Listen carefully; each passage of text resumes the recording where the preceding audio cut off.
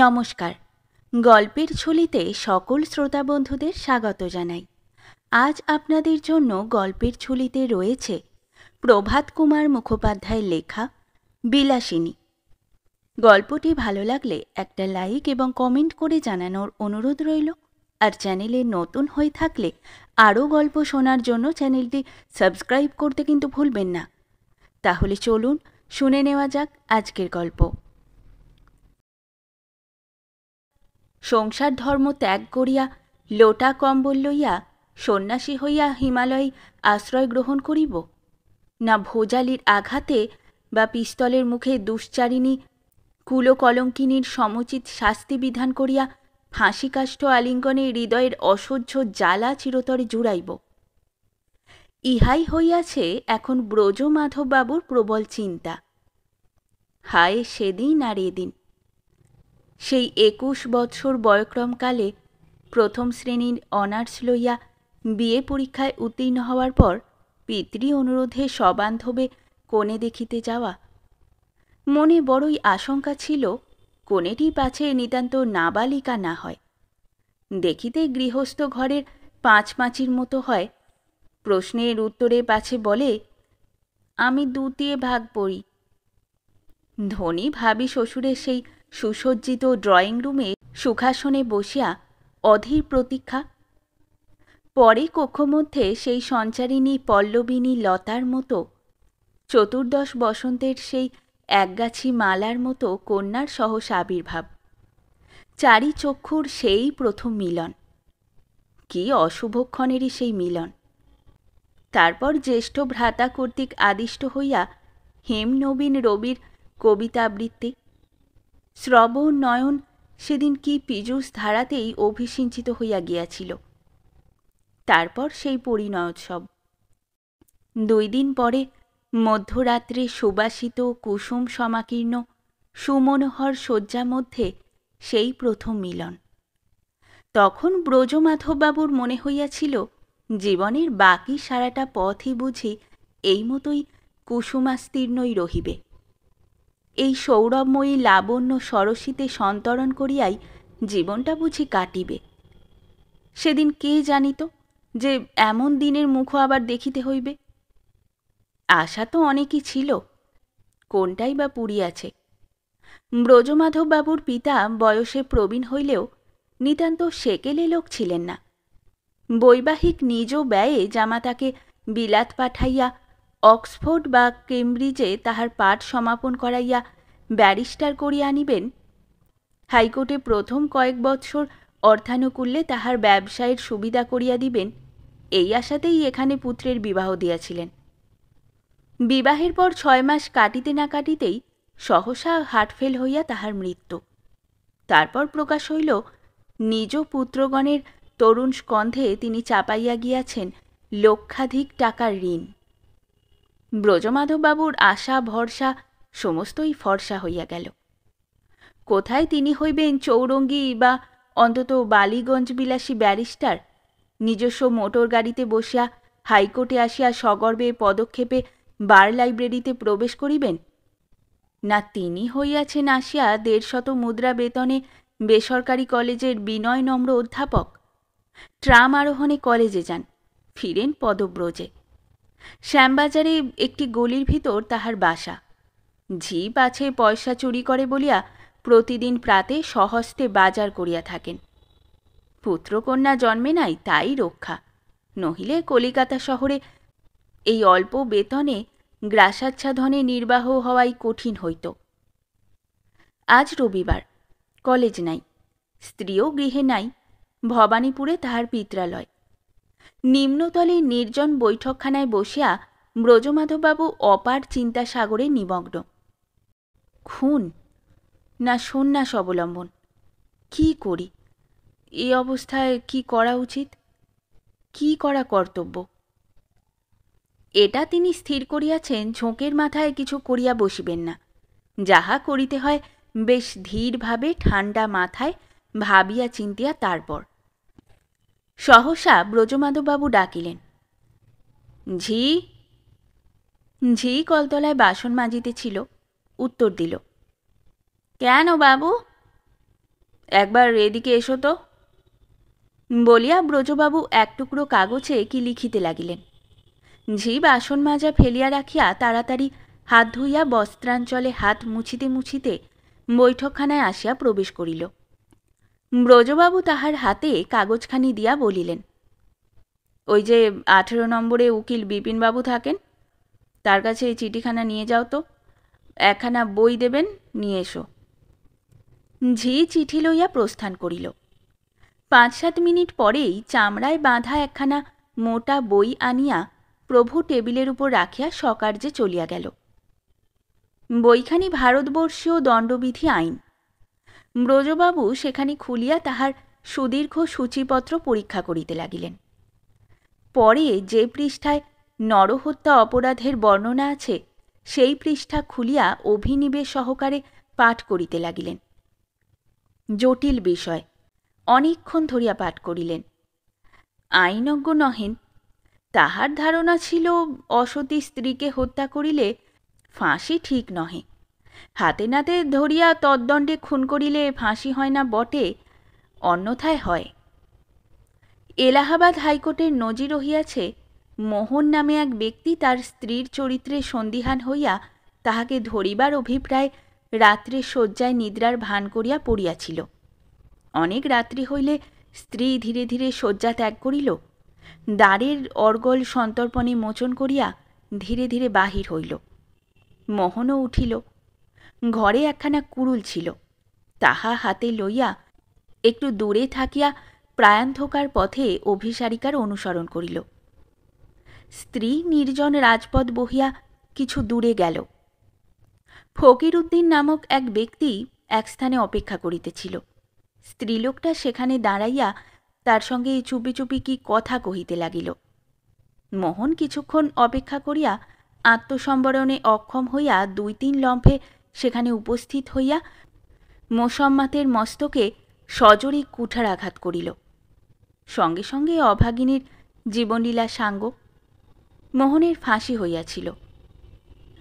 প্রায় অর্ধ ঘণ্টাকাল আইন পাঠ করিয়া ব্রজবাবু একটি দীর্ঘ নিঃশ্বাস পরিত্যাগপূর্বক বইখানি বন্ধ করিলেন। ঝিকে ডাকাইয়া সেখানি যথাস্থানে ফেরত পাঠাইলেন। ব্যাপারটা এই, ব্রজমাধববাবুর স্ত্রী উষারানী আবাল্য ধনী পিতার গৃহে প্রতিপালিত হওয়াতে একটু অতিরিক্ত রকম শৌখিন হইয়া পড়িয়াছিল। বসনভূষণ প্রসাধন দ্রব্য খুব উচ্চ মূল্যের না হইলে তার মনেই ধরিত না। তাহা ছাড়া সাধারণ হিন্দু কুলবধূর ন্যায় যুজুবুড়ি হইয়া গৃহকোণে আবদ্ধ থাকা অথবা বাহির হইলে 1.5 হাত ঘোমটা দিয়া সসংকোচ পদবিক্ষেপ তাহার মোটেই পছন্দ হইত না। থিয়েটার, বায়োস্কোপ, এক্সিবিশন প্রভৃতি দেখিতে সে বড়ই ভালোবাসিত এবং তাহার ইচ্ছা হইত বিলাত ফেরতরা যেমন সস্ত্রীক প্রকাশ্যভাবে ওই সকল স্থানে গিয়া থাকেন, সেও স্বামীর সহিত সেইভাবে অবাধে সঞ্চারণ করে। কিন্তু ব্রজমাধববাবুর সেটা আদৌ পছন্দসই ছিল না।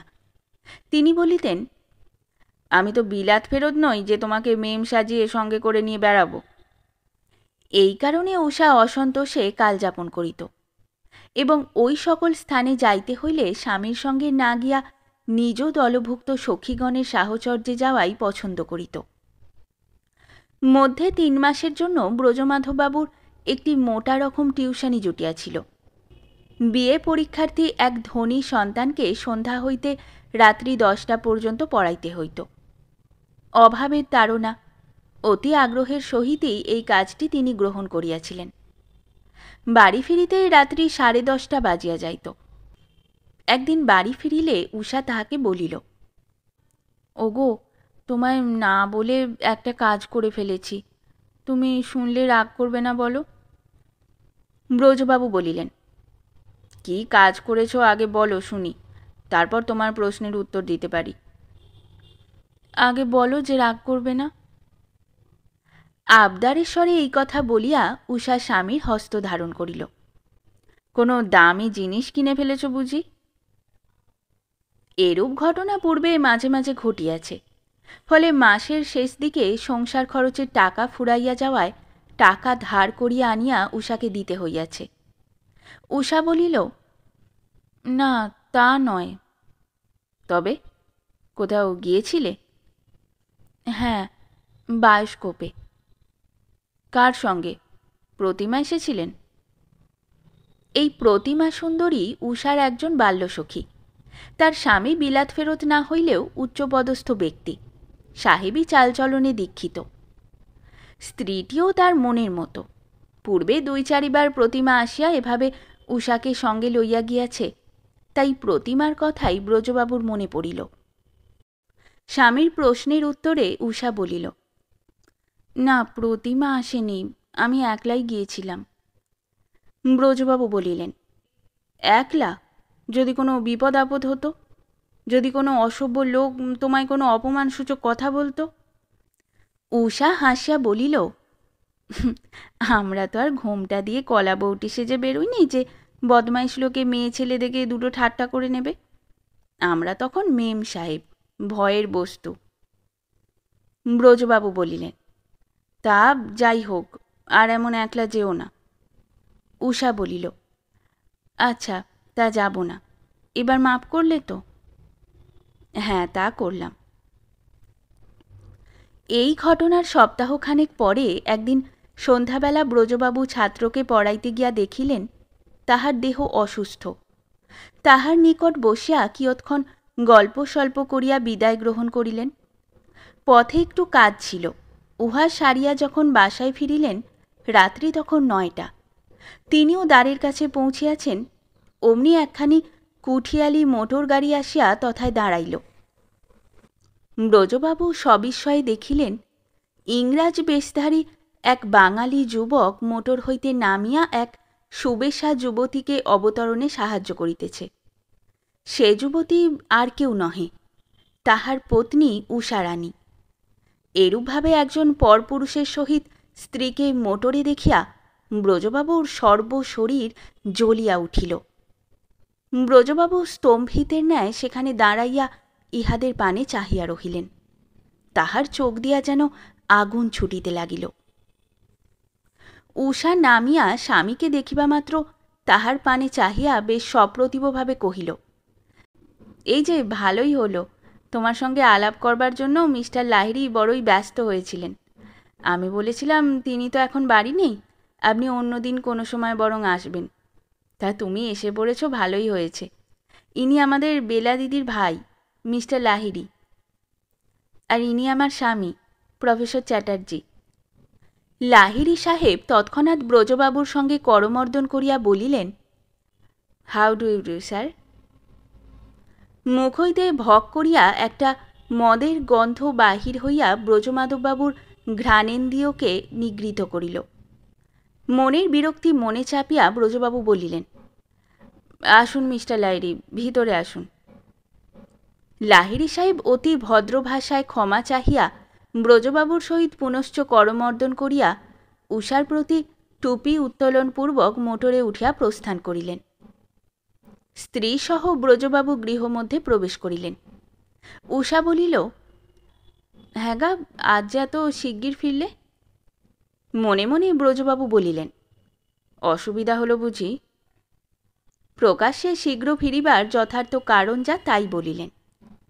স্বামীকে অত্যধিক গম্ভীর দেখিয়া উষা বলিল, তোমায় না বলে ওদের সঙ্গে বায়োস্কোপে গিয়েছিলাম, তাই তুমি রাগ করেছ? তুমি বেরিয়ে যাবার একটু পরেই বেলা দিদি এসে উপস্থিত। আমিও কিছুতেই যাব না, তিনিও কিছুতেই ছাড়বেন না। শেষে আমি বললাম, দেখো, একলা দুকলা মেয়ে মানুষ, বিনা অভিভাবকে এরকম হটর হটর করে এখানে ওখানে যাওয়া আমাদের উনি পছন্দ করেন না। বেলা দিদি বললেন, এই যদি তোমার আপত্তি হয় তাহলে কোনো বাধা নেই। আমার মেজদাদা কদিন হলো লাহোর থেকে এসেছেন, তিনি বায়োস্কোপের ভেস্টিবুলে আমার অপেক্ষায় থাকবেন। তুমি চলো। তাই শুনেই আমি গেলাম। বায়োস্কোপের পর বাড়িতে বেলা দিদিকে নামিয়ে দিয়ে মিস্টার লাহিড়ী আমায় পৌঁছে দিতে এসেছিলেন। ব্রজবাবু গম্ভীরভাবে জিজ্ঞাসা করিলেন, উনি লাহোরে থাকেন বুঝি, সপরিবারে? না, উনি এখনো অবিবাহিত। কি করেন সেখানে? ব্যারিস্টারি করেন, খুব রোজগার। ও, বলিয়া ব্রজবাবু মৌনাবলম্বন করিলেন। স্বামীর ভাবভঙ্গি দেখিয়া উষাও একটু চটিয়া গেল। এমন কি অপরাধ করিয়াছে সে, যার জন্য এত? স্বামীর প্রতি অভিমানে দিনদুই উষা ভালো করিয়া কথা কহিল না। কয়েকদিন পরে একদিন উষা একটা বিবাহের নিমন্ত্রণে যাইবার জন্য সাজগোজ করিতেছিল। ব্রজবাবুও যাইবেন, তিনিও বস্ত্র পরিবর্তন করিতে আসিলেন। উষা একটা সুগন্ধির নূতন শিশি খুলিয়া নিজ বসনে ইচ্ছামতো মাখিয়া স্বামীর রুমালে একটু মাখাইয়া দিয়া বলিল, কেমন সুগন্ধি বলো দেখি। ব্রজবাবু ঘ্রাণ লইয়া বলিলেন, বাহ, সুন্দর। পরে শিশিটি হাতে লইয়া দেখিলেন গন্ধটির নাম নারকিস। বলিলেন, এটা খুব দামি বোধ হয়, কত দিয়ে কিনলে? উষা একটু ইতস্তত করিয়া বলিল, বড়গুলোর দাম বেশি, এগুলো ছোট, এগুলোর দাম কম। তবু কত? উষা ক্ষণকাল চিন্তা করিয়া বলিল, 3.5 টাকা। ঘটনাচক্রের অদ্ভুত গতি। ইহার 2 দিন পরে ছাত্রকে পড়াইতে গিয়া ব্রজবাবু তাহার টেবিলের উপর এক শিশি নারকিস দেখিতে পাইলেন। এ শিশিটি উষার শিশির প্রায় দ্বিগুণ। শিশিটি হাতে তুলিয়া ব্রজবাবু বলিলেন, নারকিসের গন্ধটি বড় চমৎকার। ছাত্র বলিল, আগে হ্যাঁ, দামও তেমনই। কত দাম এর? 36 টাকা। ব্রজবাবু সবিস্ময়ে বলিলেন, হ্যাঁ, বলো কি, 36 টাকায় এইটুকু এক শিশি এসেন্স? ছাত্র বলিল, আগে হ্যাঁ, যুদ্ধের সময় দাম আরও বেড়ে গিয়েছিল, এখন তবু একটু কমেছে। ব্রজবাবু বলিলেন, আমি ছোট শিশি দেখেছি। আগে হ্যাঁ, ছোট শিশু আছে, সে একটার দাম 24 টাকা। ব্রজবাবু আর কিছু বলিলেন না, নিজ কার্য সমাপন করিয়া বাসায় ফিরিয়া গেলেন। নারকিস বা তাহার মূল্য সম্বন্ধে স্ত্রীর সহিত কোনো কথাই কহিলেন না। মাসের তখন মাঝামাঝি।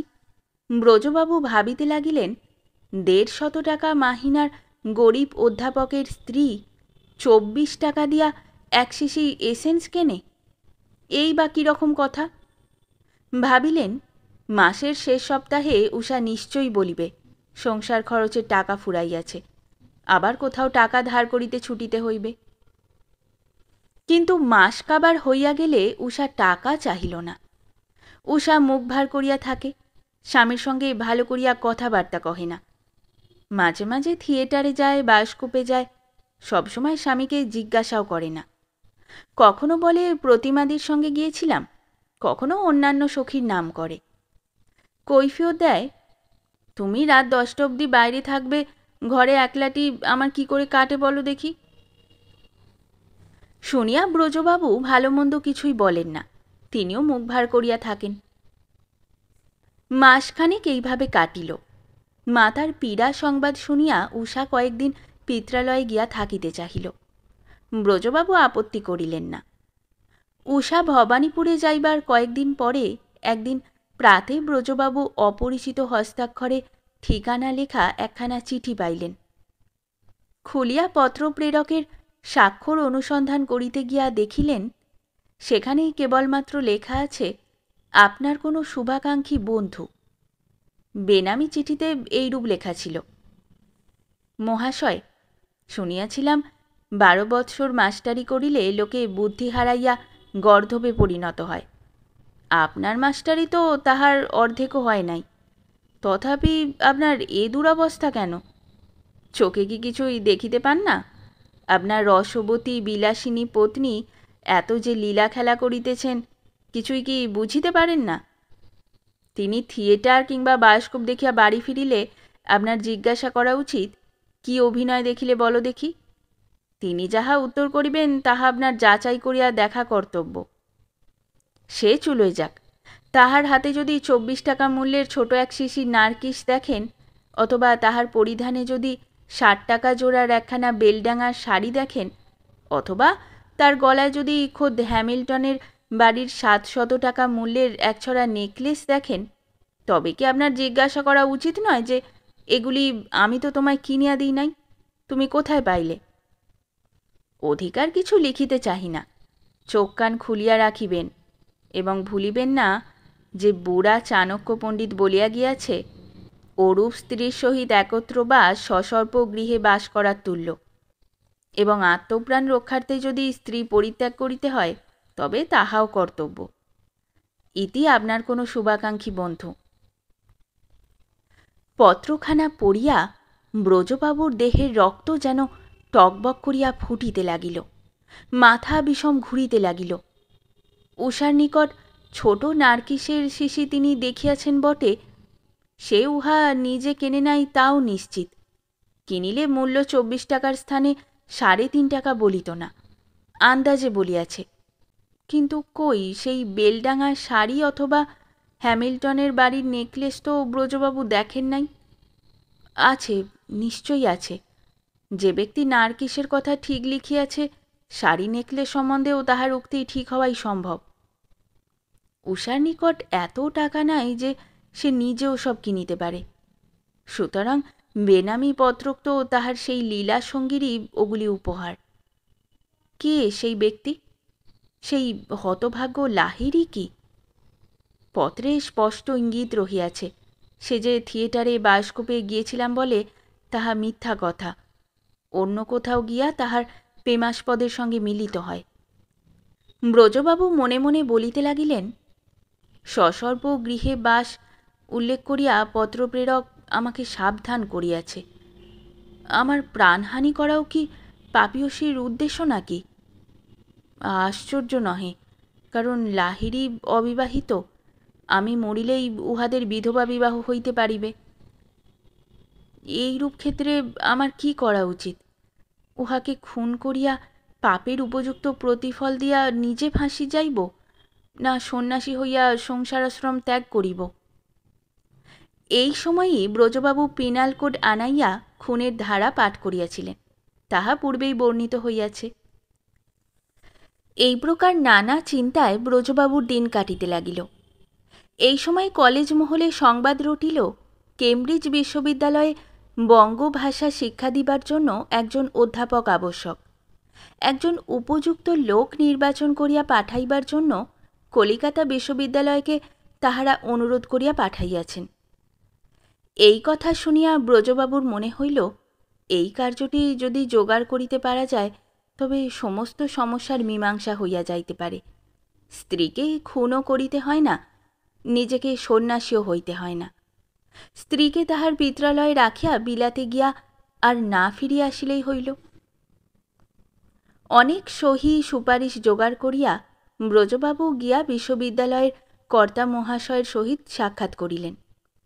কর্তা বলিলেন, এ কাজের উমেদার বড় নেই। দেশ ছেড়ে স্ত্রী পুত্র পরিজন ছেড়ে কেউই চিরদিন বিলাতে গিয়া থাকিতে চায় না। প্রেসিডেন্সি কলেজের একজন মাত্র অধ্যাপক এই কর্মের প্রার্থী হয়ে আমার কাছে এসেছিলেন, তাকে কথা দিয়েছি যে তাকেই পাঠাবো। তার নিজের খুবই ইচ্ছে, কিন্তু শুনলাম এ খবর শুনেই তার স্ত্রীর ফিট হতে আরম্ভ হয়েছে। তার আত্মীয় স্বজন খুবই বাধা দিচ্ছেন। তার যদি না যাওয়া হয় তবে আপনাকেই পাঠাতে প্রস্তুত আছি।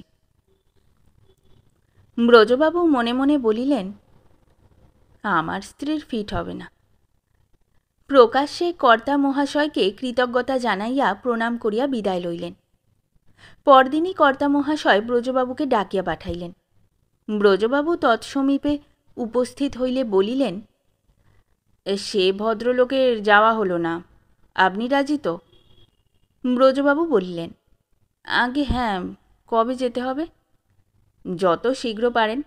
পরশু বিলাতি মেল কলকাতা থেকে রওনা হবে। এত শীঘ্র বোধহয় আপনি পেরে উঠবেন না।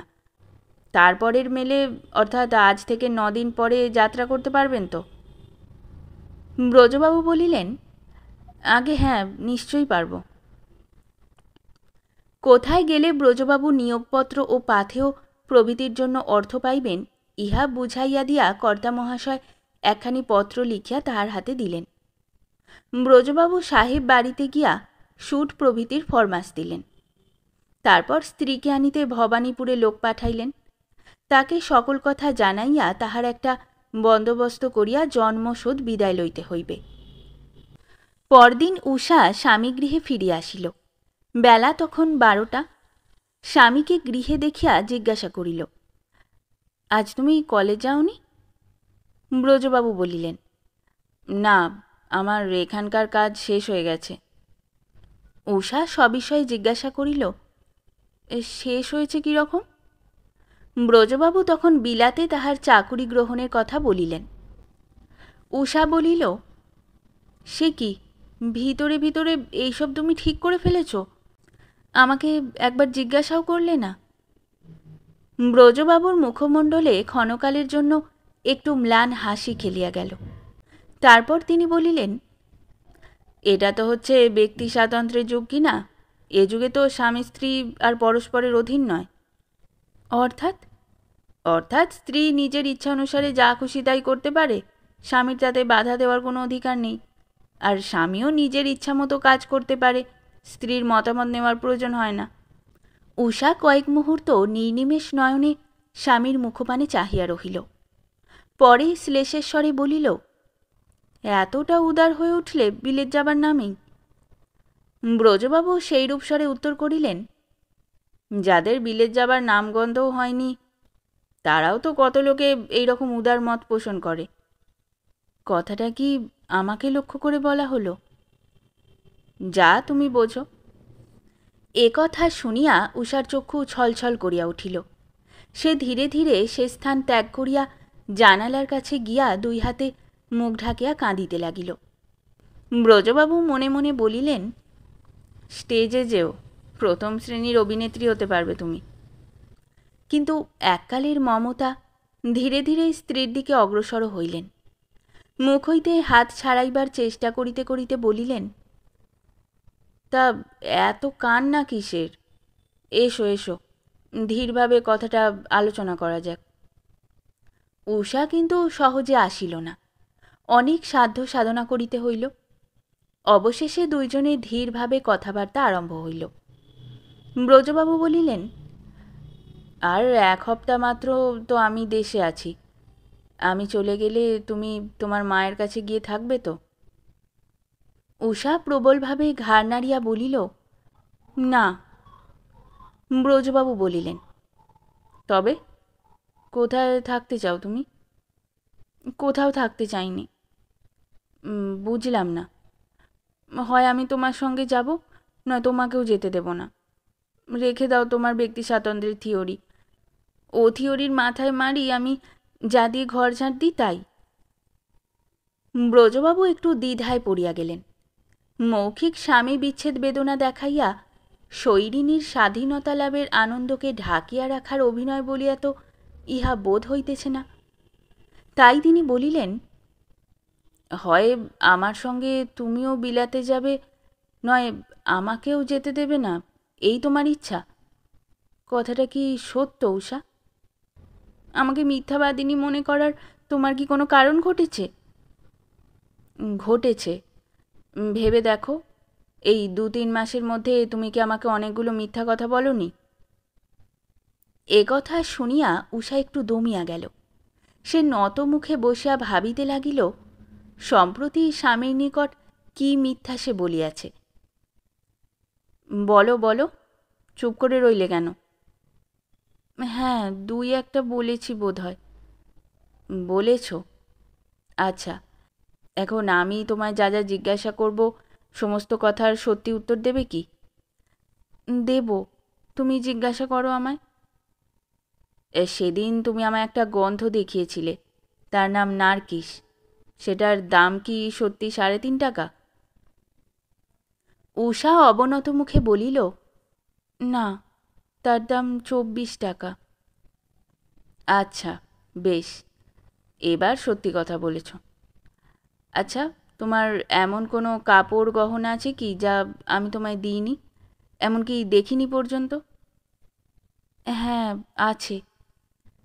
দেখাবে সেসব আমায়? আচ্ছা, দেখাচ্ছি। বলিয়া উষা উঠিয়া তাহার কাপড়ের আলমারি খুলিয়া একখানি সুন্দর সাচ্চা জরিপার শাড়ি বাহির করিয়া আনিয়া স্বামীর সম্মুখস্থ টেবিলের উপর রাখিয়া বলিল, আমার এই শাড়িখানি তোমায় এখনো দেখাইনি। ব্রজবাবু সেখানে স্পর্শও করিলেন না, কেবল জিজ্ঞাসা করিলেন, কোথাকার শাড়ি এ? বেলডাঙার। দাম কত? এখানের দাম 30 টাকা।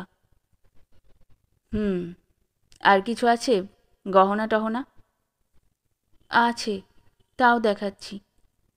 বলিয়া উষা তাহার গহনার বাক্স হইতে হরতন আকারের একটা মখমলের কেশ বাহির করিয়া আনিয়া উহা খুলিয়া স্বামীর সম্মুখে টেবিলের উপর রাখিল।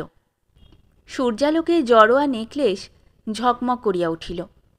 ব্রজবাবু স্পর্শ করিলেন না, তবে লক্ষ্য করিলেন ডালার ভিতর অংশে সোনার অক্ষরে হ্যামিল্টন কোম্পানির নাম লেখা রহিয়াছে। জিজ্ঞাসা করিলেন, এর দাম কত? 700 টাকা। আর কিছু নেই বোধ হয়? না, আর আমার এমন কিছু নেই যা তোমার কাছে লুকোনো। উভয়ই কয়েক মুহূর্ত নীরব। তারপর উষা বলিল, তুমি আমায় যা কথা জিজ্ঞেস করলে আমি সব সত্য উত্তর দিলাম। এখন তুমি আমার একটি কথার উত্তর দাও তো। বলো। আমার এই কাপড় গহনা এসেন সম্বন্ধে এরকমভাবে তুমি আমায় জেরা করলে কেন? ব্রজবাবু নিজ পকেট হইতে সেই বেনামি চিঠিখানা বাহির করিয়া উষার হাতে দিয়া বলিলেন, এই চিঠিখানি পড়ে দেখলেই তুমি বুঝতে পারবে, আর কেন যে তোমায় ছেড়ে আমি বিলেতে যাচ্ছি তাও বুঝতে পারবে। উষা এক নিঃশ্বাসে পত্র পাঠ করিয়া সেখানি দূরে নিক্ষেপ করিয়া দুই হাতে মুখ ঢাকিয়া আবার কাঁদিতে লাগিল। ব্রজবাবু হতভম্ব হইয়া এই দৃশ্য অবলোকন করিতে লাগিলেন। কিয়ৎক্ষণ পরে মুখ তুলিয়া উষা ক্রন্দনেশ্বরে কহিল, ঠিক হয়েছে, আমার উপযুক্ত শাস্তি আমি পেলাম। স্বামীর কাছে মিথ্যা কথা বলা, স্বামীকে লুকিয়ে কাজ করা শাস্তি যে এত বড় তা কিন্তু আগে আমি বুঝতে পারিনি। সে যা হয় হোক, এখনই শিগগির একখানা ট্যাক্সি আনাও। তুমিও আমার সঙ্গে চলো ভবানীপুর। এই গহনা কাপড় আর গন্ধ মাকে দেখিয়ে তুমি তাকে জিজ্ঞাসা করবে এসব আমি কোথায় পেয়েছি। আর তোমার মোটা বেতের ছড়ি গাছটা হাতে নাও। ব্রজবাবু বিস্ময়ে অভিভূত হইয়া বলিলেন, কেন? যেই বেনামি মিথ্যা চিঠি তোমায় লিখেছে সেই লোকটাকে আমি তোমায় দেখিয়ে দেব। তুমি তাকে মারবে, খুব মারবে, যেন 6 মাস সে বিছানা ছেড়ে উঠতে না পারে। তার জন্য যদি তোমায় জেলে যেতে হয় তাও যেও। তুমি জেল থেকে ফিরে আসবার আশায় আমি প্রাণ ধরে থাকব। তোমার সংসার বজায় রেখে দেব। ব্রজবাবু ব্যগ্রভাবে বলিলেন, কাকে কাকে মারব? সেই সত্যকে। কোন সত্য? সে আমার বাপের বাড়ির কাছে থাকে। ছেলেবেলা থেকে সে আমায় জ্বালাতন করছে, যখন আমার বিয়ে হয়নি তখন থেকে। ইদানিং ও আমি মার কাছে গেলে আমার সঙ্গে গোপনে কথা কইতে চেষ্টা করে। মাকে আমি সব কথাই বলে দিয়েছিলাম। আগে সে আমাদের বাড়িতে ঘরের ছেলের মতো আসতো যেত। মা সেটা বন্ধ করে দিয়েছেন। কিছুতেই না পেরে সে আমার এই সর্বনাশের আয়োজন করেছে। উফ, কি পাজি, কি শয়তান! চলো তুমি, তার পাপের প্রতিফল তাকে দেবে চলো। মার খেয়ে সে পড়ে গেলে আমি এই হাই হিল জুতো শুদ্ধ গুনে 3টে লাথি তার মুখে মারব। ওগো চলো চলো। বলিয়া উষা উঠিয়া দাঁড়াইল। তাহার চোখের অশ্রু শুকাইয়া গিয়াছে। তাহা হইতে অগ্নিস্ফুলিঙ্গ নির্গত হইতেছে। তাহার দেহ থরথর করিয়া কাঁপিতেছে। ব্রজবাবু অনেক কষ্টে তাহাকে ঠান্ডা করিলেন। 2-1টা প্রশ্ন করিয়া জানিতে পারিলেন, তাহা সংক্ষেপে এই, বিবাহের পূর্বে সত্যর অভদ্রতা সম্বন্ধে সকল কথা উষা কেবল মাকে বলিয়াছিল, আর কাহাকেও বলে নাই। তাহা শুনিয়া মা বিরক্ত হইয়া সত্যকে নির্জনে তিরস্কার এবং বাটিতে প্রবেশ করিতে নিষেধ করিয়াছিলেন। তারপর উষার বিবাহ হইল, সত্যও বিবাহ করিল। 2-3 বছর সত্য আর উষাদের বাড়িতে আসে নাই। তাহার স্ত্রী আসিত, বাড়িতে অন্যান্য মেয়েদের সঙ্গে গল্প করিত, তাস খেলিত। ইদানিং আবার উষা থাকিলে স্ত্রীকে ডাকিবার ছলে সত্য যাতায়াত আরম্ভ করিয়াছিল। মাস কয়েক পূর্বে উষা যখন দিন 15 গিয়া পিত্রালয় ছিল, তখন আবার সত্য পূর্ববৎ আচরণ আরম্ভ করে। উষা মাকে উহা জ্ঞাপন করায় মা আবার তাহাকে বাড়ি আসা বন্ধ করেন। এবার উষা পিত্রালয়ে গেলে একদিন মার সঙ্গে তাহার অনেক কথা হয়। একাকিনী অথবা কোনো সখীর সঙ্গে থিয়েটার, বায়োস্কোপ প্রভৃতিতে যাওয়ার কথা। ইহাতে ব্রজবাবুর অসন্তুষ্টি, একদিন প্রতিমাদের সঙ্গে বায়োস্কোপ দেখা, ফিরিবার সময় প্রতিমার ভাই তাহাকে বাড়ি পৌঁছে দিতে আসা, নামিবার সময় স্বামীর সামনে পড়িয়া যাইবার কথা, এবং পরে কিছুদিন ধরিয়া এ বিষয় লইয়া স্বামী স্ত্রীতে মান অভিমানের কথা সমস্তই উষা মাকে বলিয়াছিল। মা শুনিয়া তাহাকে তিরস্কার করিতেছিলেন। এ সমস্ত সময়টা সত্যর স্ত্রী সেখানে উপস্থিত ছিল। সেই নিশ্চয় গিয়া স্বামীর নিকট সেসব কথা গল্প করিয়াছে। তারপর ওই শাড়ি, ওই নেকলেস, ওই গন্ধ 6 মাস পূর্বে মার নিকট থাকাকালীন কৃত হয়। পিতার মৃত্যুর পর মা তাহাকে গোপনে 5,000 টাকা দিয়াছিলেন। সেই টাকা হইতেই ভাইদের সাহায্যে উষা ওই গন্ধ, ওই শাড়ি এবং ওই নেকলেস ক্রয় করে। সত্যের স্ত্রী ওই সমস্ত জিনিসই দেখিয়াছে, দামের কথাও শুনিয়াছে, এবং আপাতত উষা স্বামীর বকুনির ভয়ে ওসব তাহাকে দেখাইবে না, ইহাও সে জানিয়া গিয়াছিল। সব কথা নিশ্চয়ই সে সত্যর নিকট গল্প করিয়াছিল। সত্য এই সুযোগ পাইয়া ওই কুৎসিত পত্র লিখিয়া নিজ হীন প্রতিহিংসাবৃত্তি চরিতার্থ করিবার চেষ্টা করিয়াছে, তদ্বিষয়েও কোনো সন্দেহ নাই। সকল কথা শুনিয়া ব্রজবাবু আরামের নিঃশ্বাস ফেলিয়া বাঁচিলেন। উষা বলিল, ওগো, তোমার দুটি পায়ে পড়ি, এই শাড়ি, নেকলেস, গন্ধ আর ওই শত্রুর চিঠি নিয়ে এক্ষুনি তুমি মার কাছে যাও। তাকে এসব দেখিয়ে তিনি কি বলেন তা শুনে এসো। আমি না হয় বাড়িতেই থাকি। ব্রজবাবু বলিলেন, না, তার দরকার হবে না, তোমার কথাতেই আমার বিশ্বাস হয়েছে। উষা অনেক পীড়াপিড়ি করিল, কিন্তু ব্রজবাবু কিছুতেই এই সরেজমিন তদন্তে যাইতে রাজি হইলেন না। তারপর বিলাত যাওয়া না যাওয়া সম্বন্ধে পরামর্শ চলিতে লাগিল। শেষে স্থির হইল দুজনে যাওয়াই ভালো, তবে চিরজীবনের জন্য নহে। বছর 5 সেখানে থাকিয়া আবার দেশে ফিরিলেই চলিবে। তখন আর একটা প্রফেসরি জুটাইয়া লইতে কতক্ষণ। যাত্রার পূর্বদিন দুজনে ভবানীপুরে বিদায় সম্ভাষণ করিতে গমন করিল। উষা সেই শাড়ি এবং সেই হার পরিয়াই স্বামীর সহিত ট্যাক্সিতে উঠিয়াছিল। শেষ হলো আমাদের আজকের গল্প। গল্প পাঠে এবং বিভিন্ন চরিত্রে আমি তৃষিতা। গল্পটি ভালো লাগলে লাইক এবং শেয়ার করে দেবেন, আর চ্যানেলে নতুন হয়ে থাকলে আরও গল্প শোনার জন্য চ্যানেলটি সাবস্ক্রাইব করতে কিন্তু ভুলবেন না। খুব তাড়াতাড়ি নতুন একটি গল্প নিয়ে ফিরে আসব। সকলে ভালো থাকুন, শুনতে থাকুন গল্পের ঝুলি।